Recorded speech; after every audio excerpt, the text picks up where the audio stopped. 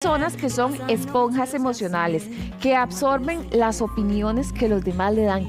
Y también existen personas que usan a los demás como basurero emocional. Al final usted se siente cargadísimo y no sabe por qué.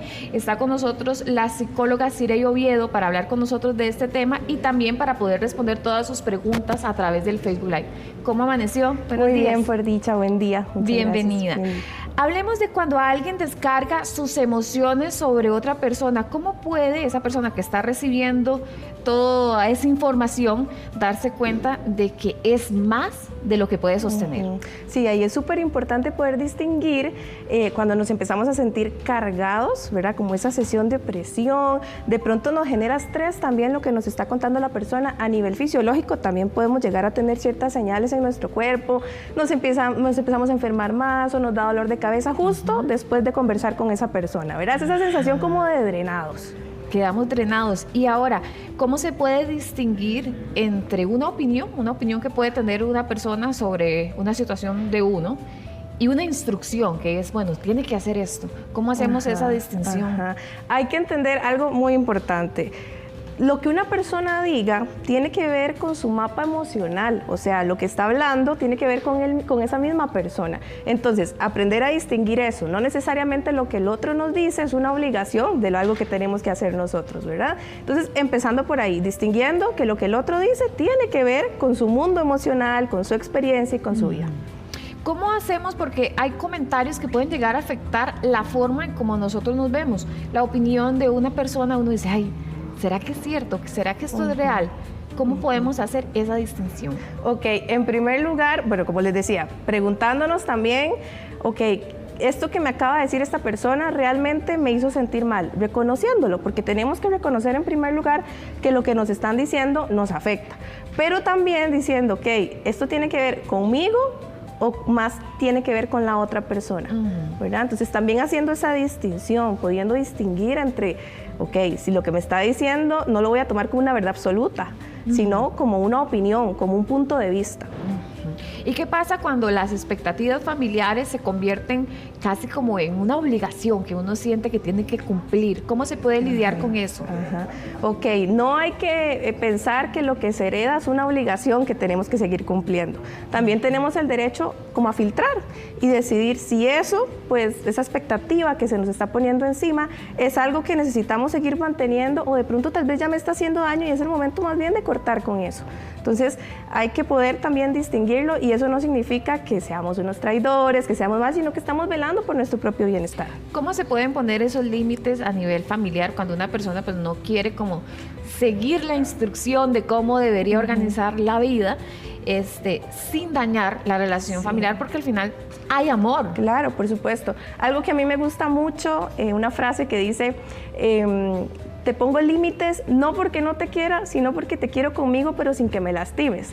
O sea, el límite en realidad lo que hace es ordenar el vínculo, ordenar las relaciones.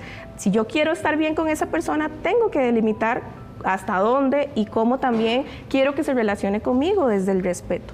Entonces, entendiendo eso, hay que saber que cuando ponemos un límite no lo hacemos necesariamente porque no queramos a la otra persona, sino tenemos que hacerle ver precisamente eso. Si vos seguís haciendo esto o si seguís esperando esto de mí, al final quien va a estar perjudicado soy yo.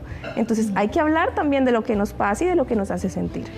Jessica pregunta que cómo puede hacer para lidiar con el papá de su hijo, porque siempre que deja que lo vea y ellos conviven, termina como manipulándola a través del hijo, inclusive se mete con su forma de vestir, pues ya no son nada, y se mete en estos asuntos que ni siendo algo debería de hacerlo. Entonces, ¿cómo puede hacer ella para marcar un límite con su expareja y poder permitir que conviva con el hijo al mismo tiempo?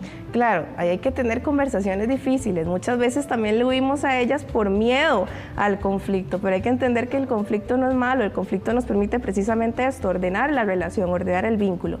Entonces, conversando, ¿verdad? Sentándose a conversar, expresando desde lo que a mí me está generando este tipo de comentarios, de comportamiento, cómo eso también puede afectar y dañar al final al niño, porque el niño es el que está en el medio, claro, ¿verdad? Entonces, la consecuencia que eso puede tener si se sigue manteniendo en el tiempo, y a veces uno pone el límite, pero también tiene que decir cómo le gustaría, porque es muy fácil como quejarse o muy fácil decir lo que no nos gusta, pero a veces es muy difícil o más bien nos cuesta pensar en cómo nos gustaría que fuera. Bueno, siempre cuando uno pone un límite también tiene que definir cómo me gustaría que fuera la relación y desde ahí podemos negociar.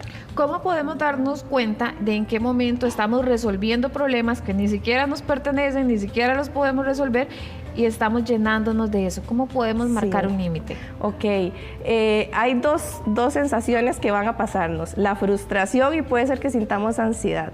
¿Por qué? Porque estamos tratando de resolver algo de una persona que quizás ni siquiera ha hecho el intento ni el esfuerzo por resolverlo. Tal vez ni le interesa. Por eso, y nosotros nos cargamos de tal manera que sentimos como que es nuestra responsabilidad que esto se resuelva y empezamos a sentirnos frustrados, por supuesto, porque es algo que no depende de nosotros. Entonces, entender que cada persona tiene un ritmo y que cada persona, ¿verdad?, tiene su manera de resolver. Yo no puedo pretender cargarme y hacerme cargo de algo que no es mío. En ocasiones las conductas de ciertas personas pueden llegar a lastimarnos, algún comentario que dijeron y después nos queda resonando meses, años, y uno dice, le hubiera dicho esto en aquel momento, pero nos sigue doliendo. ¿Cómo podemos hacer para lidiar con ese dolor y ya, dejarlo ir? En primer lugar, validando nuestro dolor. A veces como que empezamos a justificar al otro, ¿verdad? Entonces, no, es que tal vez, a ver, yo tengo primero que validar que lo que me dijo me dolió. Y ahí sí, hacer esa distinción en lo que me está diciendo probablemente tenga que ver con lo que está sintiendo la otra persona, no es una verdad.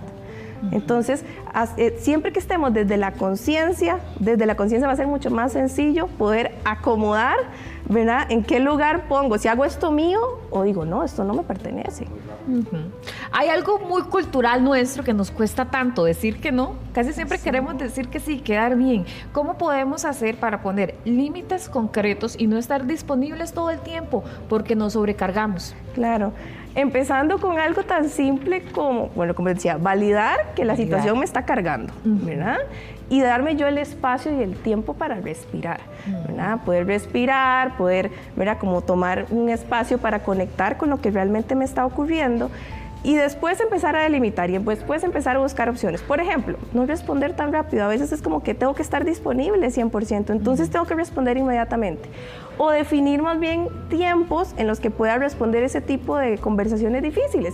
Si yo estoy en medio trabajo y sé que si me escribe, no sé, una amistad para contarme lo que está pasando, me va a afectar en mi trabajo, mejor decido y pongo el límite de decir, me espero, voy a esperar a salir de mi trabajo y más tarde le respondo, no pasa nada. Respetarnos también.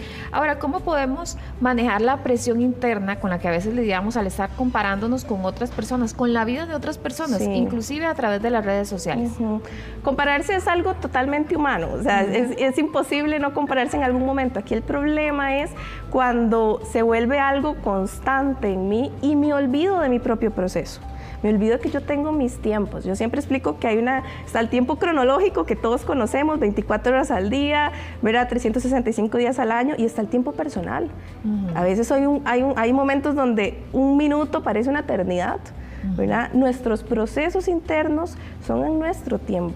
Entonces también es importante a la hora de zafarnos de esa parte de la comparación, distinguir que este es mi tiempo y es mi proceso.